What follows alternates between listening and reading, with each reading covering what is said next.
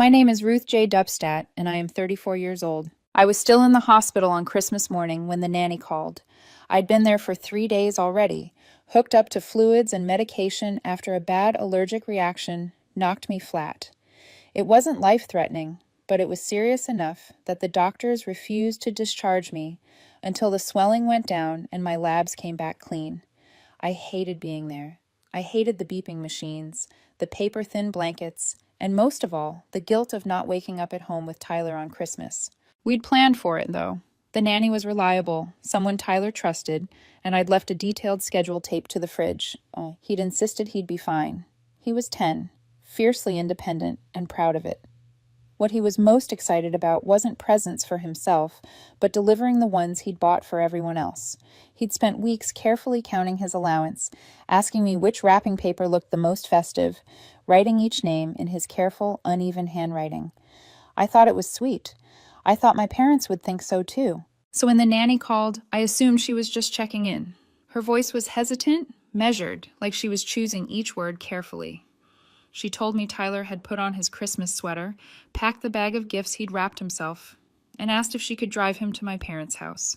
I'd already told her it was fine. They lived a few blocks away. She said she stayed in the car while he ran up to the door, and then she paused. "I think something went wrong," she said. I asked her what she meant. She told me my mom opened the door, saw Tyler standing there in the cold, smiling and holding the bag. He said, "Merry Christmas," and started to tell her he had gifts for everyone. And my mom looked at him and said, "This year is just for family." Then she shut the door. For a second, I thought I'd misheard. I actually asked the nanny to repeat herself. She did. Tyler stood there for a few seconds, then turned around and walked back to the car.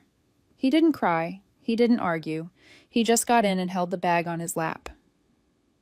10 minutes later, he walked into my hospital room with the nanny behind him. His cheeks were red from the cold, his expression confused, like he was still trying to understand what had happened. He handed me the bag and said quietly, "Grandma didn't want company." That was it. No accusations, no tears, just that sentence. The bag was still full, every gift untouched. Something for my mom, my dad, my brother Nick, his wife, even their kids, all wrapped in red paper that crinkled when Tyler squeezed it too hard. I sat there watching him play a game on my tablet, pretending everything was normal, while something inside me went very still. I didn't call my parents. I didn't text. I felt a cold clarity settle in, the kind that comes when a long pattern finally snaps into focus. 3 hours later, I sent one message. I won't be covering Nick's rent anymore. No explanation, no threats, just the truth. The calls started almost immediately. I didn't answer a single one. I put my phone on Do Not Disturb and turned it face down. A month earlier, they'd begged me to help because Nick was 2 months behind on rent and about to be evicted. They said it would ruin his kid's Christmas. I paid the back rent and set up automatic payments. I'd spent more on their problems in the last year than on myself, and now they'd told my son he wasn't family. That was the moment everything changed. The first thing I did after sending that message wasn't dramatic. I didn't pace the hospital room or rehearse arguments in my head. I pressed the nurse call button and asked if I could be discharged early. She looked at my chart, hesitated, and asked if I was sure. I told her yes. I signed the forms, pulled on my clothes with hands that felt steadier than they had in days, and walked out with Tyler and the nanny trailing behind me. I thanked the nanny, paid her for the day, and told her to go home. She looked like she wanted to say something comforting, but she didn't. She just nodded and left us in the hallway. Tyler didn't ask questions. He held the bag of gifts between his feet like it was fragile and followed me to the car. We didn't go home. Not yet. I needed to see them. I needed to hear what they would say when the consequence was already set in motion. My parents' driveway was full when we arrived. Nick's SUV, my dad's truck, my brother's in-laws' car. So much for just family. The lawn was over-decorated like always. Plastic candy canes, inflatable characters sagging under their own weight, lights blinking out of sync. It looked like a place that promised warmth. I parked across the street and told Tyler we were only going in for a minute. He said okay and got out without hesitation. My mom opened the door with a smile that vanished the moment she saw us. She asked what we were doing there. I said we needed to talk. She didn't invite us in. She didn't even open the door wider. I stepped past her anyway and told Tyler to wait just inside. The living room was loud, wrapping paper everywhere, half-eaten cookies on paper plates, Nick's kids shouting somewhere down the hall. My dad came in from the kitchen holding a drink and looked annoyed, like we were an interruption. I asked them why they told my son to go home. My mom said they hadn't known he was coming, that they'd planned to keep things small this year. Her voice was clipped, already defensive. I asked if Nick's in-laws were part of that definition.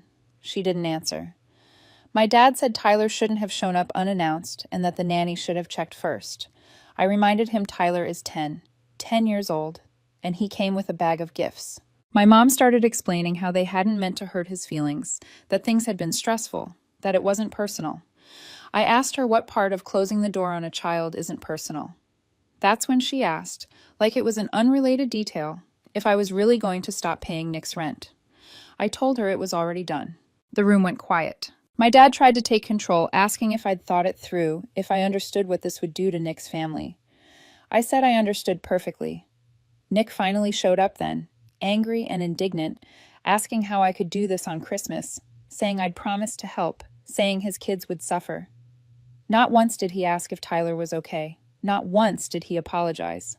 My mom raised her voice, saying family supports each other, that they'd helped me when I needed it, that this was cruel. I said leaving a 10-year-old on the porch in the cold was cruel. She said I was overdramatic, that I always twist things, that I was making myself the victim again. My dad told me to calm down and think about what I was doing. I looked over at Tyler. He was still standing by the door, holding the bag with both hands, not moving. That was enough. I told him we were leaving. He nodded. We walked out without another word. In the car, I asked if he still wanted to deliver the presents. He shook his head and said he just wanted to go home. After a pause, he asked if they were still our family. I told him we were still a family, just us. That was more than enough. The messages didn't stop that night. First frantic, then guilty, then angry. My dad left a voicemail saying I was overreacting and using Tyler as a weapon. At the end, he said the line they always saved. We helped you when you needed it. Don't forget that. 4 years ago, my SUV broke down at the worst possible time. Tyler had just been in urgent care, and the bills wiped me out. My parents paid for the repair and never let me forget it. From that moment on, it became leverage. Every time Nick messed up, they called me. Every time I said no, they reminded me. That night, I opened my laptop and went through every bank statement, every rent payment, every utility bill, every Venmo, over $18,000 in 2 years. I scheduled a transfer for exactly $3,000, the cost of that transmission, and sent it to my parents with the memo for the transmission. No more, no less. The silence that followed was loud. 3 days passed after I paid back the transmission, and not a single message came through. No acknowledgement, no apology, no attempt to talk about Tyler, just silence. I'd lived with their silence before, and I knew what it meant. It wasn't acceptance. It was regrouping. Nick was the first crack in the facade. He texted me late one evening, his tone clipped and bitter. He said Mom and Dad were furious, that they couldn't believe I'd embarrassed them on Christmas and then twisted the knife by cutting off the rent. He accused me of turning everyone against him, of making him look like a failure. The irony would have been funny if it hadn't been so predictable. I asked him one simple question. How many months are you actually behind? He didn't answer right away. When he did, it wasn't directly. His wife messaged me instead. We've never been close. She's quiet, careful, the kind of person who learns early that speaking up only makes things worse. Her message was short and unpolished, like she'd typed it with shaking hands. She told me she didn't agree with what my parents did to Tyler. She said she tried to stop them, but no one listened. Then she added the part that made my stomach drop. Nick wasn't 2 months behind. He was 3. He hadn't paid October at all, and they'd hidden it. The panic in November wasn't new trouble. It was old trouble they hoped I'd erase without asking questions. I went back through my bank app and matched dates. The payments I'd made only covered November and December. October had been left untouched, quietly buried under urgency and guilt. They didn't ask me to help because they were honest. They asked because they were desperate and betting I wouldn't look too closely. That was when the picture sharpened. This wasn't about one cruel Christmas moment. This was about a system that worked as long as I stayed silent and solvent. My parents protected Nick by enabling him. Nick relied on that protection, and I was the invisible support beam holding up the whole thing. The calls started after that. Extended family, people I hadn't spoken to in years, suddenly wanted to check in. The language was always the same: concerned but pointed, gentle but judgmental. They'd heard things. They were worried. They hoped everything was okay. I could hear my parents' version of the story echoing through each call. Ruth's emotional. Ruth's overreacting. Ruth's punishing Nick for something small. I stopped answering. Nick tried again. This time it was a voicemail. He said his kids were scared. He said the landlord was calling. He said mom and dad were beside themselves. Then he said the line they always fell back on when logic failed. You're family. Act like it. I didn't respond. Instead, I forwarded the entire message thread to his wife and wrote one sentence. I'm sorry you're in this, but I'm out. She reacted with a single thumbs up emoji. Nothing else. It told me everything. The next day, my parents broke their silence. My mom sent a short message confirming they'd received the money. She said it wasn't necessary, but thank you. 5 minutes later came the real question. So are you planning to resume Nick's rent next month, or is this still about what happened on Christmas? Still about what happened on Christmas. I stared at that line until I laughed, not because it was funny, but because it was so revealing. They thought this was a tantrum, a phase, a misunderstanding I'd eventually get over once the guilt settled in. They didn't understand that something fundamental had shifted, that the door they slammed in my son's face closed more than a visit. It closed my willingness to keep sacrificing for people who wouldn't even protect him. I didn't reply. That night, I canceled the automatic payments. I removed my parents from every account they had access to: streaming services, cloud storage, grocery delivery. Every small thread I'd left connected out of habit. I opened the spreadsheet I'd started months ago and looked at the total again. It wasn't just money, it was years of emotional labor, of being the fixer so no one else had to feel uncomfortable. I sent one final message. I will not be providing any more financial support. This includes Nick, his family, or anything connected to him. I've paid back what I owed. Please don't contact me for money again. If Tyler isn't welcome in your home, neither am I. Then I turned my phone off. When I turned it back on 3 days later, there were messages waiting. Nick accused me of ruining his life. My dad warned me that anything that happened next would be on my conscience. My mom left a 3-minute voicemail that sounded calm until you listened closely. She talked about family, about loyalty, about all they'd done for me. She never mentioned Tyler, not once. That omission told me everything I needed to know. The quiet that followed felt different this time. It wasn't the tense silence of waiting for an argument to explode, or the sulking quiet my parents used as punishment when they thought I'd misbehaved. It was thinner, more fragile, like the air after a storm when you're not sure if the clouds are done with you yet. Tyler seemed lighter without the constant undercurrent of tension, but I caught him watching me sometimes, like he was checking to see if I was still steady. That alone told me I'd made the right choice. My parents tried one more angle before they gave up on subtlety. It came through my dad, who had always been the quieter enabler, the one who didn't start the fires but never stepped in to put them out either. He left a voicemail late one night, his voice measured and tired, telling me he was disappointed in how things had turned out. He said my mother was beside herself, that Nick was spiraling, that the family was falling apart. Then he said the word they always used when they wanted to erase context and consequences: family. He told me family meant sacrifice. He told me family meant showing up even when it was hard. He told me I was strong enough to carry more, like strength was an obligation instead of a capacity. He didn't mention Tyler.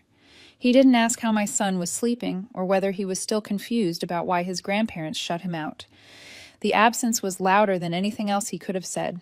I didn't call him back. The next attempt was less polite.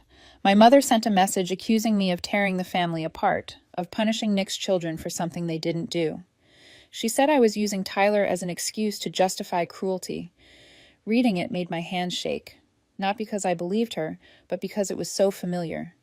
Every time I tried to protect myself in the past, she reframed it as an attack. Every boundary became betrayal in her mouth. That was when it clicked fully. Family, to them, wasn't about care or protection. It was a lever. A word they pulled whenever they wanted me to fold, and I was done letting them use it. I wrote one last message, not angry, not pleading, just clear. I told them I wouldn't discuss money, Nick, or fixing things again. I told them contact going forward would only happen if it included Tyler and acknowledged what they'd done to him. I didn't expect a response. I didn't get one. The extended family noise flared briefly after that, a few cousins hinting that I was being harsh, that time heals all wounds, that children shouldn't be involved in adult conflicts. I stopped replying altogether. I realized I didn't owe anyone an explanation for choosing my son's safety over their comfort. The silence that settled afterward felt heavier, but also cleaner. There were no more surprises waiting on my phone, no sudden guilt bombs dropped in the middle of the day. Tyler asked fewer questions. He stopped watching the door. We built new routines in the empty space they left behind. I knew this wasn't reconciliation. It was something more final. And for the first time, that didn't scare me. The first real sign that things were unraveling didn't come from my parents or Nick. It came from someone else entirely. An old neighbor messaged me one afternoon to say she'd seen my mom at the grocery store and that she looked tired, not angry, not dramatic, just worn down in a way that suggested something heavy had finally settled on her shoulders. I didn't ask for details. I didn't need them. I already knew what the picture looked like when the spotlight turned off and there was no one left to perform for. Nick moved back in with my parents within a week. I found out the same way I found out everything else, through quiet, sideways comments from people who didn't want to be involved but couldn't help gossiping. His landlord hadn't been sympathetic. The grace period ended. The rent didn't appear. The eviction notice followed. My parents stepped in the way they always had, opening their doors and their wallets without ever addressing why the cycle kept repeating. This time, though, there was no safety net under them. No me, no automatic transfers, no last-minute rescues disguised as generosity. The house got quieter after that. My mom stopped posting on social media. My dad stopped going to church. The extended family stopped calling, not because they suddenly understood, but because there was nothing left to ask me for. The pressure evaporated when there was no one to squeeze. I realized then how much of my family's closeness had been fueled by access, not affection. Tyler noticed the difference long before I did. He slept better. He laughed more. He stopped asking if we were in trouble when my phone buzzed. One night, while we were folding laundry together, he asked if we were going to make new traditions now. I told him we already were. He nodded, like that made sense, and went back to carefully matching socks. Serious in the way kids get when they feel safe enough to be themselves. I didn't hear from my parents directly again. No apology, no explanation, just absence. At first it felt unsettling, like I was waiting for a door to slam or a final argument to break the quiet. But days passed, then weeks, and the silence held. Not the punishing silence they used to wield, but a distance that felt like a boundary finally being respected, or at least exhausted. I thought about everything I'd given over the years. The money, the time, the emotional labor. I thought about how easy it had been for them to call me selfish the moment I stopped giving, and how hard it would have been for them to say sorry to a 10-year-old. That contrast told me everything I needed to know. I wasn't angry anymore. Anger needs something to push against. When the pressure stopped, the anger drained away with it. What replaced it wasn't happiness exactly, but steadiness. The kind of calm that comes when you stop trying to fix people who don't want to be honest. Stop! Part 6. Choosing what stays. A year passed quietly. No dramatic reunions, no tearful phone calls. My parents sold their house and moved into a smaller place 2 towns over. I heard it through a realtor who recognized my last name and asked, carefully, if I was doing okay. I said I was, and I meant it. Nick stayed with them for a while, then drifted off again, chasing the next opportunity, the next excuse. We spoke once, briefly, not to argue, not to reconcile, but to acknowledge that things were different now. He sounded older, tired, like someone who had finally run out of people to blame. I wished him well and didn't offer help. That was new for both of us. My life settled into something smaller but stronger. Tyler and I started a Sunday night ritual without planning it. We'd pick a recipe, usually something simple and messy, and turn the kitchen into chaos. Flour on the counters, music playing too loud, laughing when things went wrong. No one was turned away. No one had to earn their seat at the table. Sometimes I wondered what my parents said about me now. I imagined versions where I was cold, ungrateful, dramatic. I imagined them telling people I'd changed, that motherhood had made me unreasonable. I didn't lose sleep over it. The truth didn't need defending anymore. The people who mattered could see it, and the ones who couldn't were no longer my responsibility. One night, Tyler asked if we were still a family. I told him yes. We always had been. Family isn't the people who demand your sacrifice and call it love. It's the people who make room for you without conditions. It's the ones who don't shut doors when you show up with gifts and hope. I didn't walk away from my parents out of spite. I walked away because staying meant teaching my son that love comes with humiliation and strings attached. I chose differently for him, and for me. Some endings aren't loud. They don't come with speeches or revenge or reconciliation. Some endings arrive quietly, in the space where obligation used to live, and leave behind something better. Peace, clarity, a life that finally belongs to you.